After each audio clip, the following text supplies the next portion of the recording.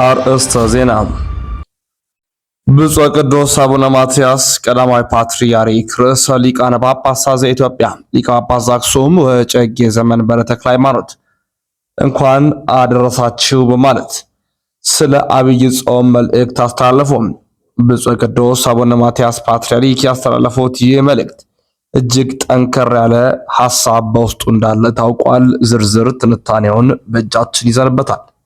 በተያያዘም የኢፌድሪ ምክትል ጠቅላይ ሚኒስትር የሆኑት አቶ ተመስገን ጥሩነህ አብይ ጾም ሶስቱ ዋና ዋና ፈተናዎች ትዕቢት፣ ስስትና የገንዘብ ፍቅር የተሸነፈበት ጾም ነው በማለት ሐሳባቸውን አቅርበዋል። ከአራት ኪሎ ከአቶ ተመስገን ጥሩነህ የተላለፈው መልእክት ሙሉ ሐሳቡን ዝርዝሩ ላይ ታገኛላችሁ።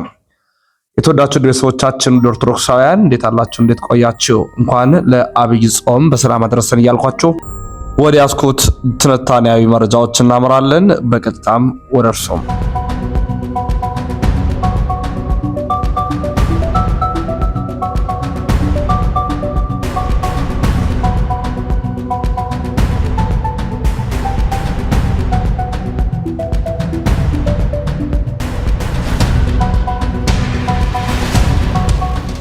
በቅድሚያ ከብፁዕ ቅዱስ አቡነ ማትያስ ፓትርያርክ ርዕሰ ሊቃነ ጳጳሳት ዘኢትዮጵያ ሊቀ ጳጳስ ዘአክሱም ወዕጨጌ ዘመንበረ ተክለ ሃይማኖት ጋር የተገናኘውን መረጃ የምናቀርብላችሁ ይሆናል። ቅዱስነታቸው ብፁዕ ቅዱስ አቡነ ማትያስ ፓትርያርክ ከበዓሉ ጋር በተገናኘ የሚከተለውን ሐሳብ አስተላልፈዋል። የአምላካችን የመድኃኒታችን የኢየሱስ ክርስቶስ አብይ ጾም ሱባኤን በማስመልከት 2018 ዓ.ም የጀመረውን በማስመልከት አባታዊ መልእክት አስተላልፈዋል። በስመ አብ ወወልድ ወመንፈስ ቅዱስ አሐዱ አምላክ አሜን።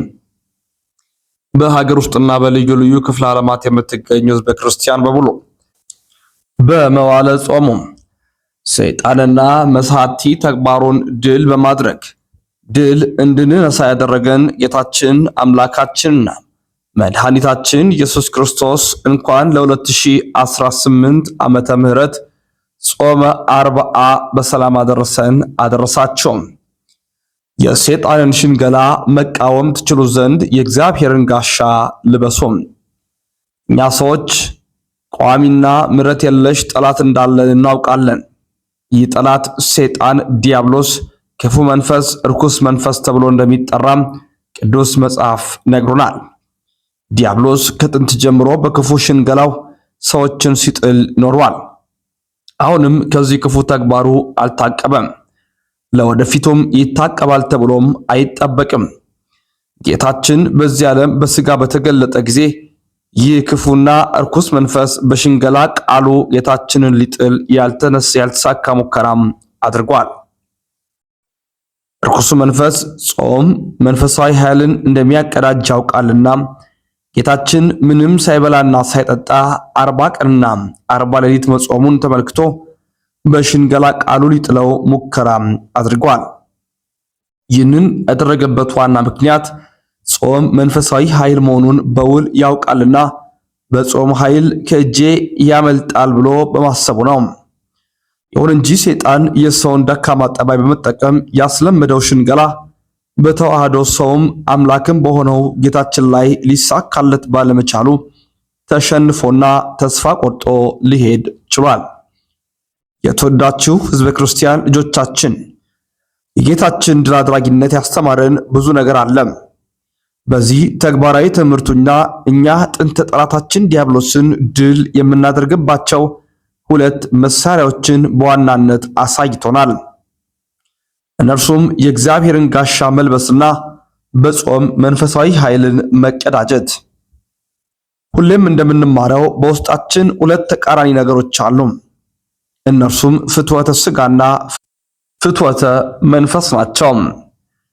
እነኚህ ሁለት ነገሮች አንዱ ለአንዱ ፍጹም ተቃራኒ መሆናቸውን ቅዱስ መጽሐፍ እንዲህ በማለት ያስረዳናል። ሥጋ መንፈስን የማይወደውን ይወዳል፣ መንፈስም ሥጋ የማይወደውን ይወዳል። እርስ በእርሳቸውም ይቃወማሉ። ስለዚህ የምትወዱትን ልታደርጉ አትችሉም። ነገር ግን እላለሁ በመንፈስ ተመላለሱ፣ የሥጋን ምኞት ግን ከቶ አትፈጽሙም። ገላትያ 5:16 እነኚህ ውስጣችን ጠባዮች በዚህ ደረጃ እርስ በእርስ የሚቃረኑ መሆናቸው ለምናስተውላቸው በግልጽ የሚታወቁ ናቸው። ከዚህ አንጻር ሰይጣን ይህንን ክፍተት ተጠቅሞ የሥጋችንን ፍላጎት እንድንከተል ይገፋፋናል። መሳሪያዎቹ ደግሞ ፍቅረ መባዕልት፣ ፍቅረ ነዋይና ፍቅረ ሲመት ናቸው። ይህም በመሆኑ ነው ሰይጣን በእነዚህ ጌታችንን ሊሸነግለው የሞከረ።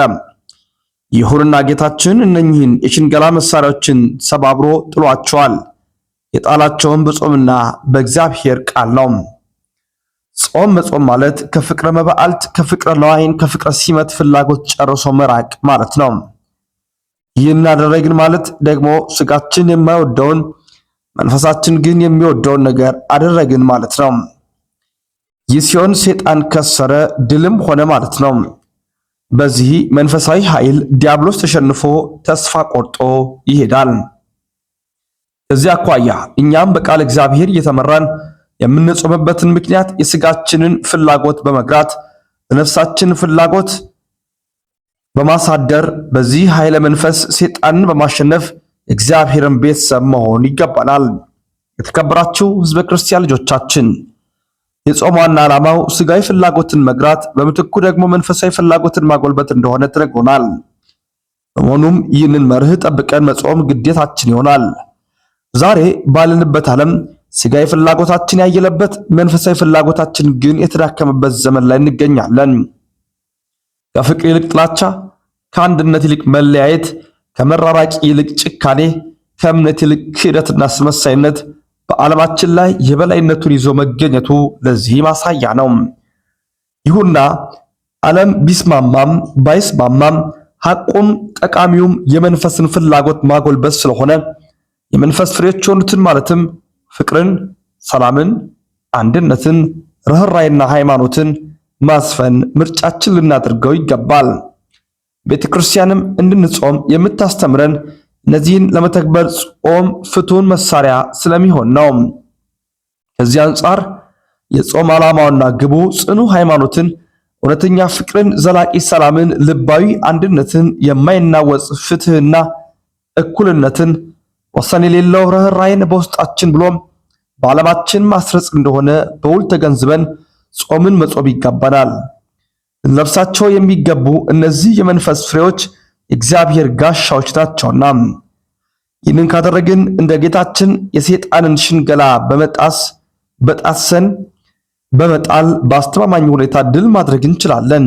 በመጨረሻም የሕዝባችን የሀገራችን ራስ ምታት ሆኖ የሚገኘውን ያለመግባባት ዝንባሌን ለመቅረፍ ከልብ በመጸለይ እንደዚሁም የተራቡትን በማጉረስ የታረዙትን በማልበስ የተጠሙትን በማጠጣት የተጣሉትን በማስታረቅ ፍትህ ለተነፈጉትም እውነተኛ ፍትህ በመስጠት መዋለ ጾሙን እንድንጾመው በእግዚአብሔር ስም አባታዊ መልእክታችንን እናስተላልፋለን። እግዚአብሔር ኢትዮጵያና ሕዝቦቿን ይባርክ። ወስብሐት ለእግዚአብሔር አሜን። አባ ማትያስ ቀዳማዊ ፓትርያርክ ርዕሰ ሊቃነ ጳጳሳት ዘኢትዮጵያ ሊቀ ጳጳስ ዘአክሱም ወእጨጌ ዘመንበረ ተክለ ሃይማኖት የካቲት 9 2018 ዓመተ ምህረት። በተያያዘ መረጃ የኢፌድሪ ምክትል ጠቅላይ ሚኒስትር የሆኑት አቶ ተመስገን ጥሩነህ እንኳን ለአብይ ጾም አደረሳችሁ በማለት በፌስቡክ ገጻቸው መልእክት ልኳል። ምክትል ጠቅላይ ሚኒስትሩም እንዲህ አሉ። አብይ ጾም ሶስት ዋና ዋና ፈተናዎች ትዕቢት፣ ስስትና የገንዘብ ፍቅር የተሸነፈበት ጾም ነው። ከዚህም የተነሳ ጾሙን የሚጾሙ ክርስቲያኖች የኢትዮጵያን ፈተናዎች በማሸነፍ የሚጨበጡ ዕድሎችን እውን ለማድረግ እያሰቡ እንደሚጾሙ ተስፋ አደርጋለሁ። መንፈሳዊ ሕይወት ከንጹህ ምግባር ጋር ከተከናወነ የማይሸነፍ ፈተና፣ የማይገፈፍ ደመና የለም። መልካም የጾም ወቅት ይሁንልን ሲሉ የኢትዮጵያ ፌዴራላዊ ዲሞክራሲያዊ ሪፐብሊክ ምክትል ጠቅላይ ሚኒስትር አቶ ተመስገን ጥሩነህ ተናግረዋል። ይህንን ኦርቶዶክሳዊ መረጃዎችን በየቀኑ 2 ጊዜ ያቀርብንላችሁ እንገኛለን። ላይክ እና ሼር በማድረግ ሰብስክራይብ በማድረግ ቤተሰብ በመሆን የሚለቀቁትን መረጃዎች ታገኙ ዘንድ እንጠይቃለን። ሰናይ ቆይታ ይሁንላችሁ።